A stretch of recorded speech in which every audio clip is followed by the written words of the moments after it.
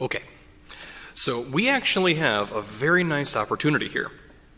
You have me as a presider for today, tomorrow, Thursday, and Friday. So this week, we can afford to look at the entire week's gospel readings as one whole portion of the book, instead of just one isolated snippet of text at a time. When I saw the presider's schedule, I actually was going to ask to have Mass with you guys on Wednesday, for the sake of completion. And it turns out that there's no need. We have a feast day on Wednesday, so you won't hear the readings of the day anyway. All right, so let's get started.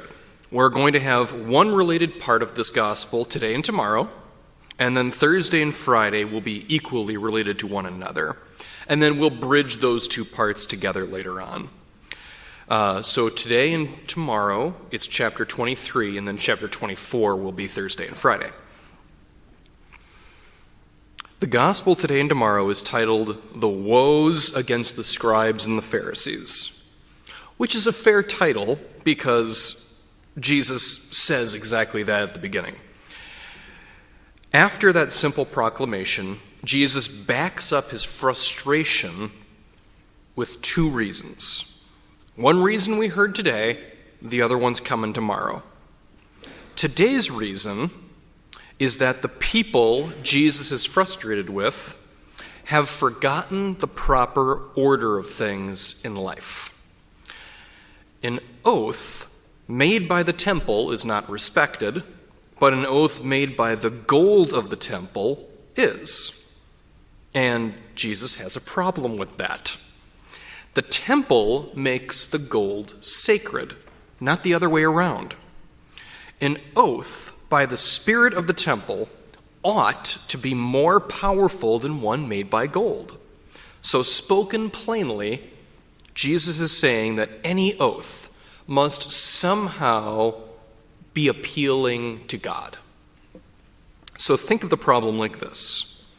Two men are in desperate need of a loan. They both have good reason for needing the loan, and only one of them can receive it. Okay, they can't split it or anything like that. So the first guy, a devoted member of his church, says, I absolutely can honor this loan. I promise that with God as my witness, that my word is reliable and trustworthy. Then the second guy makes his plea and says, I can honor this loan as well, and I can back it up with concrete assets. As a show of good faith, I'll put a second mortgage on my home if there's any trouble. So there's no risk on your part no matter what. That's how you know that my word is true. Honestly, I believe that most banks or other institutions would give the loan to the second guy. I mean, with an eye for good business, that is probably the right decision. After all, less risk is less risk, right? Well, the problem is that the second guy wasn't making an oath. He was cutting a deal, and those aren't the same thing. The people speaking to Jesus were getting into a bad habit of confusing deal-making with oath-making. And it's a bad habit of believing that God favors the one with the most money. That's not true. An oath is a pledge of spirit. And that means that a true oath has absolutely nothing to do with external assets, even if those assets are valuables of religious significance. Okay, welcome back. For those of you that were here yesterday, anyway. So we're going to move on with our exploration of Matthew chapter 23. Now, yesterday, we heard of Jesus' woe against the scribes and Pharisees. And there were two reasons. The first reason, yesterday, was for their inordinate focus on material wealth, as if it makes something holy. It doesn't. Our second reason for the woe against the scribes and the Pharisees is what we heard today, and it's pretty similar.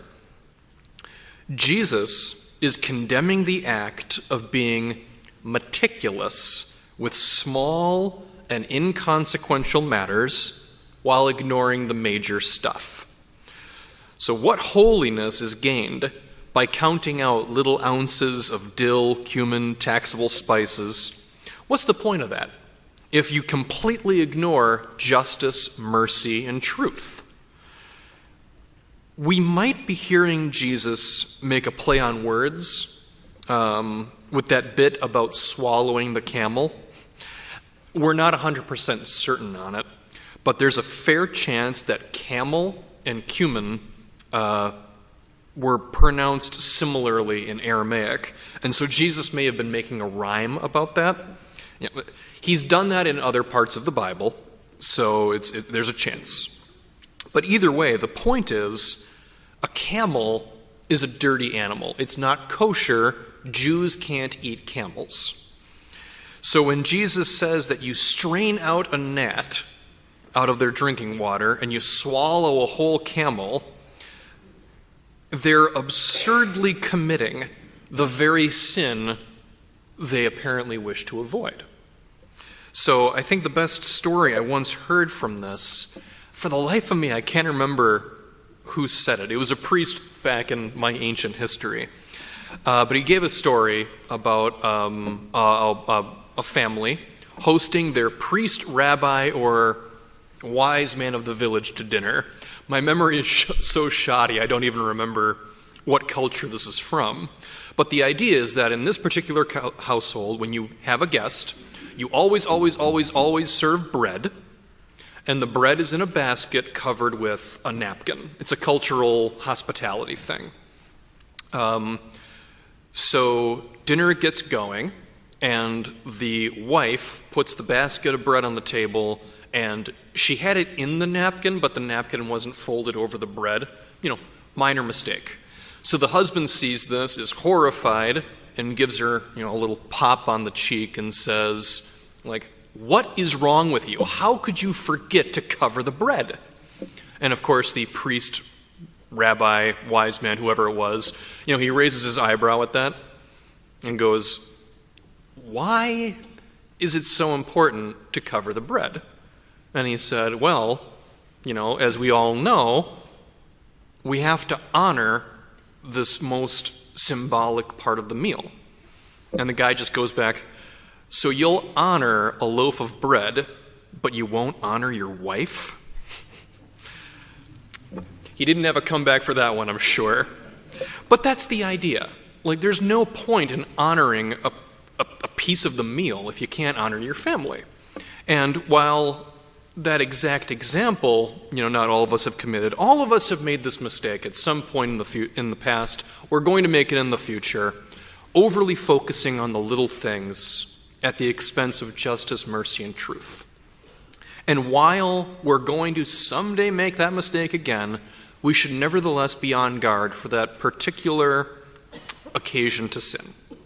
So let us learn from the woe of the scribes and Pharisees. Don't let your oaths come from your wealth or influential contacts. That was from yesterday. And don't lose sight of the bigger issues in life. That's today. So enjoy the feast day tomorrow, and we'll take this in a somewhat different direction on Thursday. So hope to see you then.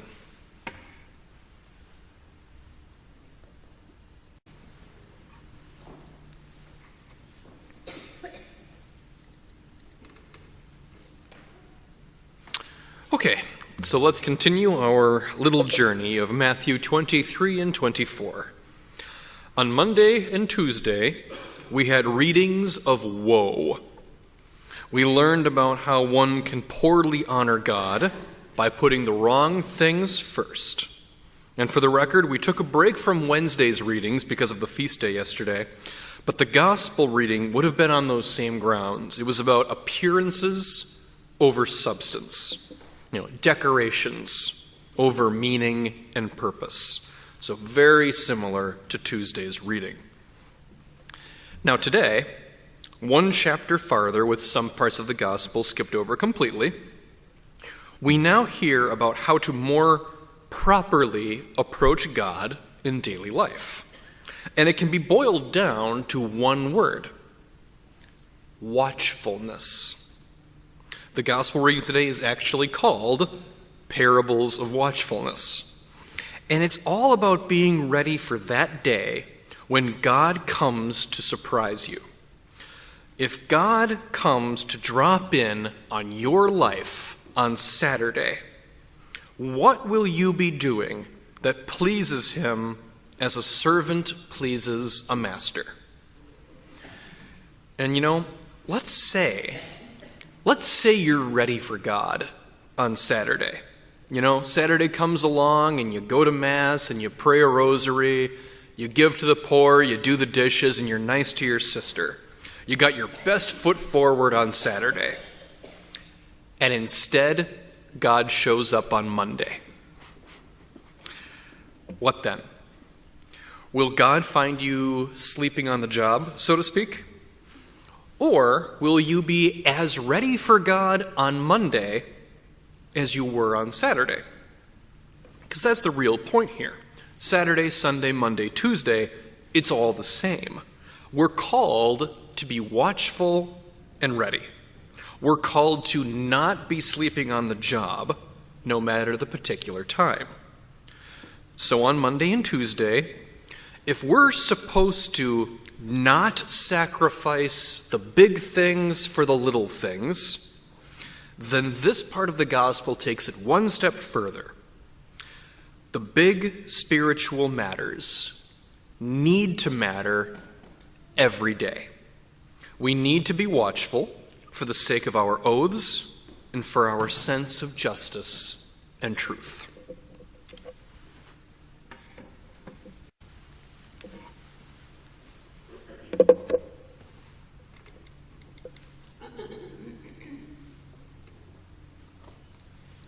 Okay, so finally, day 4.